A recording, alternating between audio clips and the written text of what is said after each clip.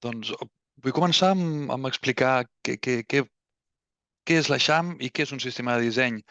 Eixam és el nom del nou sistema de disseny i ara explicarem que és perquè tenim l'Eixam com un nom de que és com un conjunt d'animals, un conjunt de persones, de treballadors, que al final treballen de manera cohesionada per un objectiu comú, un objectiu institucional, i gràcies a això ens permet que el sistema vagi evolucionant, vagi ampliant-se, vagi adaptant-se al seu dia a dia. Per tant, tenim la voluntat de millorar el sistema de disseny, que ara explicarem què vol dir, però per què el volem millorar? Què és el que tenim a dia d'avui? A la Generalitat i, de fet, a qualsevol altra empresa que sigui ja relativament gran i tingui les seves pròpies regles de disseny i regles d'accessibilitat i regles de com s'han de fer i com s'han de dissenyar les coses, ens trobem que quan un professional vol fer una nova interfície, ha de conèixer quines són les regles, quines són, en el nostre cas, la guia web, el programa d'identitat visual, com s'han de fer les coses accessibles. Doncs això, tot treballador, tot dissenyador o tot responsable d'una eina té la seva, ha de tenir el seu coneixement i ha de poder-ho aplicar. I no només això, és que després aquella pròpia eina, digue-li una àrea privada, un portal GecoPlus, un back-office, un G Suite, de per se, tot i que respectin totes les normes anteriors, aquestes eines també de per si porten les seves eines, les seves regles. Ens trobem llavors en aquest context de que, malgrat que existeixin regles, cadascú ha d'anar buscant-se aquesta font d'informació, interpretant-la, executant-la. I aquest és el punt de partida, aquí i arreu. Què permet el sistema de disseny? Doncs, si la Generalitat ara estem començant en aquest projecte de l'Eixam, que és el nom del nou sistema de disseny, hem de dir que ja tenim 3 o 4 sistemes de disseny que d'alguna manera la corporació ja està fent servir. Drets socials en té un, salut en té un altre, l'agència tributària en té un altre, l'ACA, l'Agència Catalana de l'Aigua, en té un altre, Educació en té un altre. Ostres, doncs fixem-nos que aquest sistema de disseny ja ha nascut de manera orgànica, de manera natural, quan diferents grups, diferents àrees tenen aquesta necessitat de dir com puc jo respectar aquelles regles de disseny i regles estilístiques i alhora jo tenir la meva pròpia identitat i que tot el que es faci en aquesta àrea o en aquest equip segueixi sempre una mateixa look and feel, un mateix criteri. Doncs aquest sistema de disseny és el que ho engloba tot i ara a la Generalitat en comencem un. Per tant, el sistema de disseny, com ens ho hem d'imaginar això? Dèiem que sempre hi ha aquestes regles individuals, que si un guia web, que si un PIB, que si temes d'accessibilitat, totes les corporacions tenen aquestes petites o grans regles i el que fa el sistema de disseny és, aquestes regles continuen existint, però el que fem és, d'alguna manera, les intentem agrupar, ordenar, simplificar, fem que sigui més fàcil aplicar aquelles regles. Llavors, un cop tenim aquest conjunt de teoria i de pràctica que reflexa tot el que hi havia anteriorment, des d'aquest punt, llavors és molt més fàcil, a partir d'aquí, doncs mira, vull fer una app, vull fer una web, vull fer un back-office, vull fer... sabem que si seguirem aquestes regles, tots aquests possibles noves interfícies respiraran igual.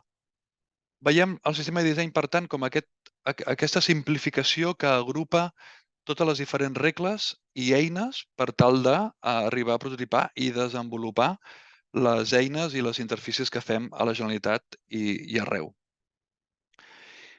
I com s'articula això? Perquè fins ara és una miqueta la teoria i a la pràctica hi ha 3 grans blocs que el sistema de disseny haurà d'entregar, haurà de cuidar. Per una banda hi ha la part, com ho diríem, teòrica, de que hi ha una web que explica quin és aquest catàleg de components, les regles, exemples, patrons. Després hi ha una altra banda, que és una eina de disseny. Aquests components que hi ha en el món teòric s'apliquen amb una eina que és la referència, que es diu Figma. Doncs tant la teoria com la pràctica a l'hora de dibuixar estan sincronitzats. El botó vermell amb aquella lletra que està definit a la teoria, el Figma, també el tindrà. I no només això, és que després també Eixam, el sistema de disseny, incorporarà la part del codi, la part que els desenvolupadors necessiten perquè aquell botó sigui exactament el que hi havia en el Figma i el que hi havia en la teoria. Amb aquestes tres eines, la teoria, la pràctica i la codificació, és el que permetrà englobar fer-ho fàcil a totes les interaccions que hi ha algú que vulgui dissenyar. I per acabar, a nivell global o a nivell això, per què ens serveix tot això? Home, doncs és obvi. Per una banda, permetrem que sigui tot molt més consistent, que tot respiri de la mateixa manera, que tant els treballadors com els ciutadans puguin preveure tot com funciona, que tot segueix el mateix criteri, molt més eficient, perquè treballarem ja com si fos una indústria que està tot molt més mecanitzats. Ens permetrà escalar que si demà apareix una nova necessitat, doncs ràpidament podrem créixer amb una nova taula que sigui molt rica o un nou botó que no estava contemplat. Manteniment, és que només haurem de mantenir un conjunt de components o un conjunt de plantilles. És molt més fàcil. Serà molt més fàcil pels empleats i pels codificadors aprendre de com s'han de fer les coses gràcies a haver-ho simplificat. Molt més flexible davant de qualsevol canvi, el sistema de disseny s'adaptarà. Haurem de ser col·laboratius, que evidentment, quan algú demani escolta, jo no tinc una nova necessitat, doncs vinga, entrem a la comunitat, entra a la comunitat, expressem què necessites i a partir d'aquí a veure si aquesta idea que s'està prototipant serveix i ho codificarem. I, òbviament, serà responsiu, que serà tant per mòbil com per ordenador i, òbviament, també serà accessible. Amb tot això, farem que tot sigui més fàcil, estalviarem diners i temps i que tot serà una mateixa experiència sòlida i alineada amb la corporació. Doncs, Cristina, tot això és molt teòric, tot això és molt maco, però això com ho portarem a la pràctica a la Generalitat? Doncs mira, la creació del sistema de disseny ara és un projecte que abasta diverses línies d'actuació. De fet, el que tenim contractat, licitat, abasta fins a final de 2025. Ara estem en una primera fase de definició i construcció, que més endavant en parlarem amb més detall, però tinguem en compte que aquest servei abastarà també tots els aspectes de governança, és a dir, donar suport i acompanyament tant a proveïdors perquè siguem conscients que això serà una eina que sempre que un proveïdor construeixi un evolutiu o un nou projecte l'haurà d'utilitzar per crear la seva interfície. Llavors, han d'instal·lar el sistema de disseny, han de saber com va, utilitzar els criteris, tot i que estarà tot molt ben documentat. Hi ha tot un servei d'acompanyament. També formació, evangelització dins de la casa per utilitzar-lo i també tota la part de, com deia l'Oriol, de crear comunitat. També es podrà utilitzar per responsables de producte quan estan dins de la casa, quan estan ideant productes, se'l poden servir per fer els wireframes, el prototipatge amb els components de l'Eixam. A part, com veieu, en la planificació preveiem treure al setembre una primera versió que ja serveixi per construir aplicacions. De moment, principalment aplicacions internes back-office i anirà creixent evolutivament en base a les vostres demandes, les vostres necessitats i anirem treballant també tots a repensar el que són els components de web, més de web pública informacional. Bé, i ara fem un zoom-in en la part que estem actualment, en aquests 6 primers mesos de projecte, que, com dèiem, el seu objectiu és la construcció de producte mínim viable. Just ara, la setmana passada, començàvem a construir perquè hem estat fent prèviament una sèrie de tasques. Aquestes tasques que veieu aquí en el calendari han abastat durant 2 mesos i us les comento amb més detall. El primer que hem vist és que havíem d'estudiar quines són les necessitats que té l'organització a l'hora de crear frontals amb la seva experiència d'usuari, quins components necessitaven per construir les seves aplicacions, espais privats, webs, back-office, per entendre ben bé quins components havia d'encabir el sistema de disseny de forma que donés una àmplia resposta a totes les necessitats de l'organització. En aquest sentit, hem estudiat els components que estan en els diferents sistemes de dissenys que comentava l'Oriol, de salut, de l'ATC, de l'ACA, i no només això, també hem estudiat frameworks molt importants com GecoPlus, back-office com el Tramitador Multifamília, GDT, per fer-nos un plantejament global de les necessitats. Una altra tasca que s'ha fet és que un dels sistemes de disseny és social, que s'havia creat per donar resposta a tots els nous back-office que està fent el programa de drets socials. El vam estar estudiant a veure si podia ser la base de l'Eixam, del sistema de disseny corporatiu. Al final, per diferents motius, especificacions del CTT, forma interna de construcció, hem decidit construir un sistema de disseny de zero. Una altra tasca que hem realitzat conjuntament amb especialistes del CTT és definir les tecnologies d'enfrontal perquè tinguem en compte que els components estan codificats, tota la seva interacció, tot el seu JavaScript, CSS, comportaments davant de focus, hover, com es despleguen, com es comporten. S'ha fet un benchmark també de tecnologia, s'ha decidit que sigui una codificació molt agnòstica a llibreries, no es basa ni en Angular ni en Material. I altres tasques que hem fet, hem definit una nova, no diria nova, hem repensat la identitat visual, més que res perquè, perdoneu, tenim molta disparitat, el que hem vist en els diferents, com que no hi havia un criteri específic, excepte pel món web, hi havia una gran disparitat de formes d'implementar els recursos.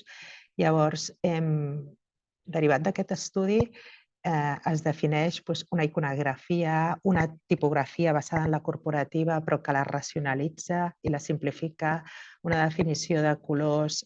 Hi havia gran varietat d'utilització del color, seguint les línies corporatives, la utilització d'aquest color, un arrodoniment de les formes, especialment en l'entorn públic, ciutadà, per donar més calidesa, més proximitat, una utilització de l'espai en l'entorn públic també més obert, més espaiat, que doni facilitat de lectura.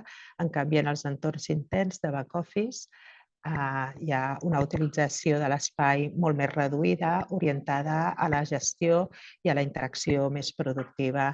I també és una renovació de la identitat visual orientada a destacar la marca Gencat, la marca Generalitat de Catalunya en els serveis interns. I una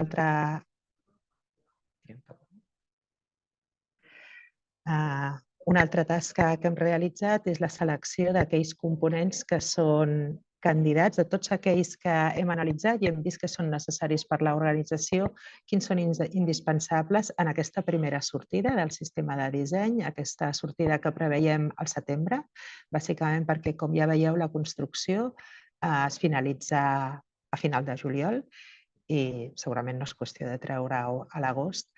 I estem optant per components necessaris i molt transversals, com acordions, badge, llistes, elements de navegació, camps d'entrada de formulari, sistemes de cerca, sistemes de feedback, de donar avisos, alertes. Com veieu, aquesta construcció es fa en metodologia Agile a través de sprints Cada sprint abasta des del disseny, la documentació, la codificació, bé, la validació ja sabeu, i integrar-ho en el sistema final. Són de components que es va de més senzill, d'una visió més atòmica, a més molecular, fins a organismes, fins a components que necessiten d'altres peces menors per construir-se.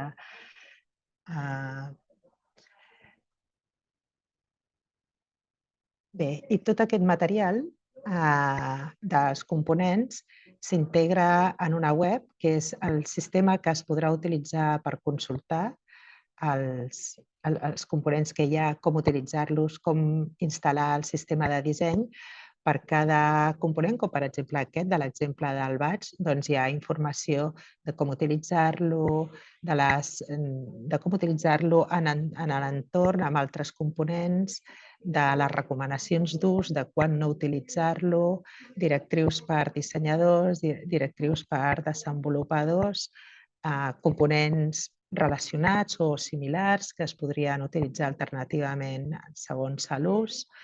I bé, tota aquesta informació, tant la documentació com el disseny que es fa al Figma, que és l'entorn que utilitzaran els dissenyadors de proveïdor, com l'entorn de codificació, que és l'entorn que utilitzaran els developers de proveïdor, s'integra totalment i de forma automàtica, que no es produeixen duplicitats en el manteniment, sinó que és una integració automàtica en una web que bé, que ara com estem iniciant la construcció, doncs ara es comença a nodrir amb els primers components que estem treballant en el primer sprint.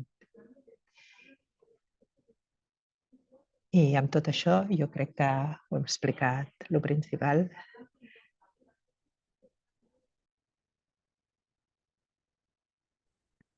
Moltes gràcies a tots dos, Oriol, Cristina.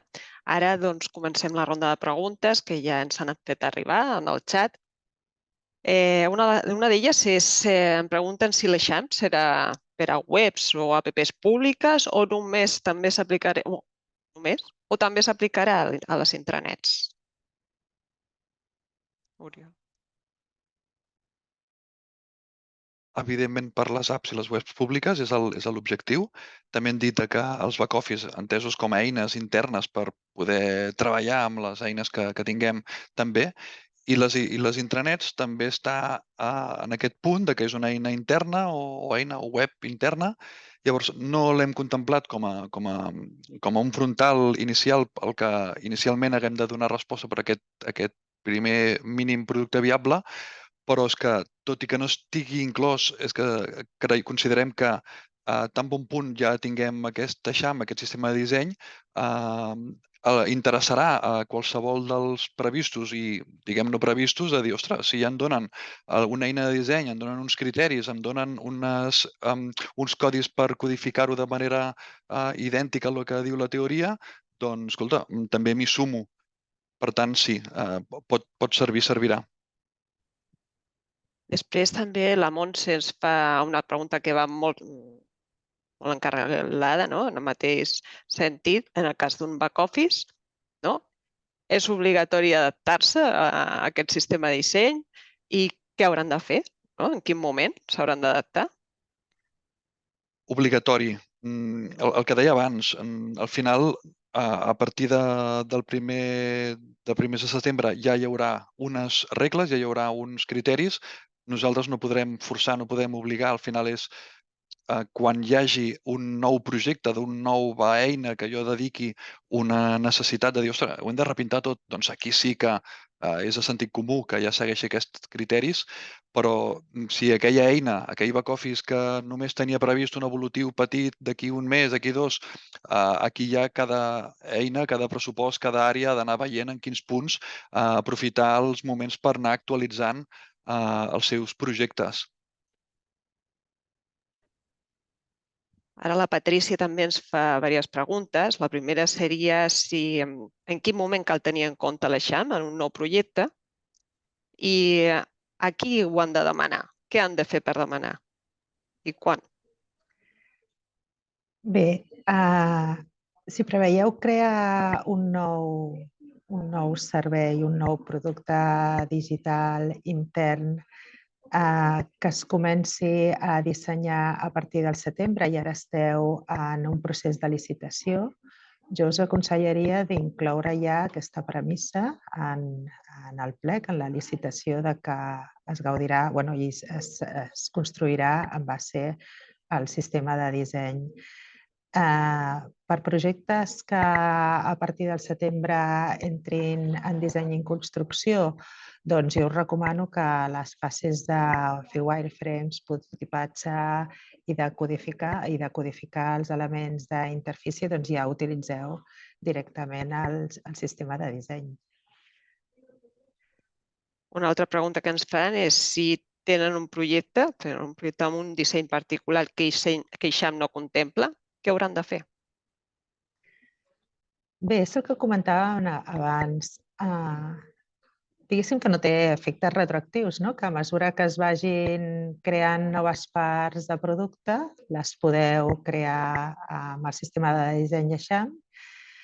Es notarà, suposo, una petita diferència perquè, és el que diem, els components estan pensats i adaptats a la marca Gencat, o sigui, la utilització de color, evidentment, és la corporativa, però clar, té uns acabats, un espaiat, un arrodoniment, una forma d'interacció i de presentació que segurament no serà idèntica a les pantalles que ja teniu, si esteu fent un evolutiu, però pensem que pot conviure, el fem així orientat, que segueixi tendència visual, però al mateix temps que respecti cert continuisme. I el que dèiem, després, a mesura que feu evolutius, si es vol invertir en redefinir pantalles que ja teniu construïdes i anar-les adaptant al sistema de disseny, doncs això és a criteri de cada projecte. No, realment no pensem que aquí no hi ha una obligació. Ha de ser un sistema convenient i que aporti eficiències i criteri als projectes i a poc s'anirà integrant en tots els productes a mesura que aquests es renovin o que es vulguin aplicar evolutius en la capa visual de les pantalles ja realitzades. La Mireia ens pregunta quan estarà disponible la web, entre cometes, manual de l'Eixam. Bé, la web està disponible com que el que dèiem és el resultat de la suma dels components que estan dissenyats, codificats i documentats i apareixen allà. Doncs quan acabem aquesta construcció de l'MVP ja estaran tots a la web perquè directament es volquen de forma automàtica i, com us dèiem, ja heu vist, els sprints s'acaben a final de juliol, també es vol fer tot un programa de comunicació. Pensem que a final de juliol-agost segurament no és bon moment per llançar res.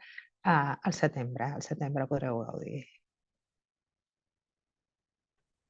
La Diana ens fa diverses preguntes. Una seria si aquesta eina és semblant al Canva, per exemple, i després si aquí tindran tots els logos a dins, si podrem anar guardant els logos de cada sector, com serà? Aquesta eina, que és Figma, no és com un Canva o com un PowerPoint, que és relativament fàcil editar, fer copy-pastes. Sí que ho és, però sí que té una curva d'aprenentatge, que se'n diu. Els primers dies és complicat de gestionar i un cop ja tens un mínim coneixement, llavors ja sí que comença a ser eficient tot. No està pensada com a una eina d'ús generalista, està pensada per una eina de tècnics de disseny, per dir-ho així, i de tècnics per a tècnics, com tampoc els components codificats, tampoc els empleats no els solem tocar. Per tant, no està previst que hi hagi aquesta part més de Canva o de PowerPoint per poder prototipar encara. Ja ens han fet diverses preguntes de com podrem utilitzar aquest a l'Eixam, si a webs públiques, en back-office. Però aquí l'Aina ens fa la pregunta de també si serà aplicable a webs semblants com publicacions científiques, blogs, també podreu utilitzar? Molt similar a la resposta d'abans de la intranet, que no ho hem previst en aquest primer scope, en aquest primer abast, que els frontals que hem analitzat per ser conscients que el que es necessitava d'aquests frontals, aquest sistema de disseny ho contemplés.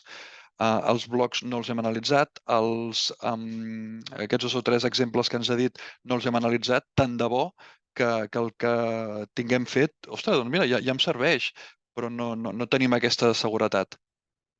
Per tant, sisplau, Cristina. Sí, bueno, en la part web ho posposem, o sigui, ja veieu que hi ha tot com un any i mig previst per evolucionar el sistema de disseny en base a les peticions i els requeriments dels projectes. No volíem fer una catedral teòrica, sinó que és això, és un producte mínim viable i fer-lo créixer en base a les necessitats. Les necessitats de web pública, no tant blogs, però en global, estan molt gestionades, sabeu, per Gecoplus i la guia web. En la previsió que això es renovi, repensarem conjuntament amb la DGSEC i amb el gestor de continguts com són els components i com s'han de redissenyar. I tanmateix per blocs o per qualsevol necessitat que hi hagi a l'entorn de la casa.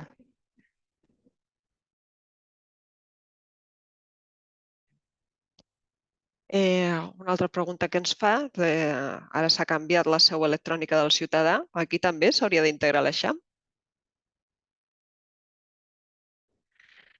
Sí, doncs per ser una repassada de la web pública, doncs...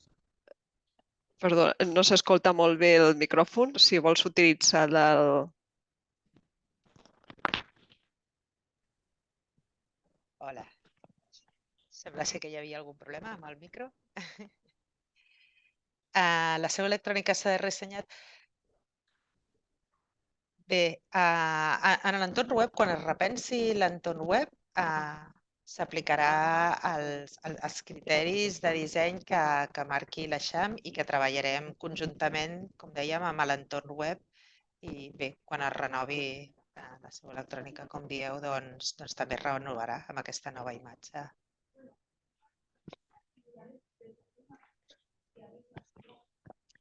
I ja queda pocs minuts i intentarem acabar les últimes preguntes que ens queden. Les resumiré. Ens pregunten si es farà formació sobre aquesta eina, si cal tenir un perfil específic i si s'ha fet la presentació d'aquest projecte a les àrees TIC dels departaments i entitats. Si tu, Oriol, mateix, em pots respondre? Quan ho tinguem tot tancat, sí que no tenim previst les dates, no tenim previst què serà exactament, però evidentment haurem de fer una tasca de divulgació, de formació, d'explicació. O sigui que sí, no sabem quina serà la magnitud d'aquestes accions, però està contemplat.